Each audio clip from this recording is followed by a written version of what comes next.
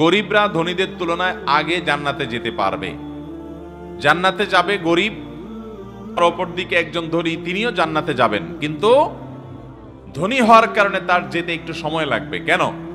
কারণ আল্লাহ তাআলা তাকে যে ধন দিয়েছেন এটার হিসাব দেওয়া লাগবে না? এটার হিসাব দিতে তার যে সময়টা লাগবে, গরিবের হিসাব দেওয়ার যেহেতু ভেজাল নাই, এই জন্য ওই সময়টা তার লাগবে। এর মানে আবার কেউ এটা বুঝিয়েন না যে তাহলে গরিব হলে সব চোখ বন্ধ করে জান্নাত, আর ধনী হলে সব 14 চোখ বন্ধ করে জাহান্নাম। ব্যাপারটা সেটা না। জান্নাতে যাওয়ার সাথে ধনী হওয়ার গরিব হওয়ার সম্পর্ক নাই। জান্নাতে যাওয়ার সাথে সম্পর্ক হলো ঈমান আর আমলের। আল্লাহ তাআলা জান্নাত দিবেন, ওয়াদা করেছেন দুটি শর্তের বিনিময়। ইন্নাল্লাযীনা আমানু ওয়া আমিলুস সলিহাত, যারা ঈমান আনছে এবং ভালো কাজগুলো খুঁটে খুঁটে করছে, খারাপ কাজ করে নাই, তাদের সম্পর্কে আল্লাহ বলেছেন তাদের জন্য জান্নাত।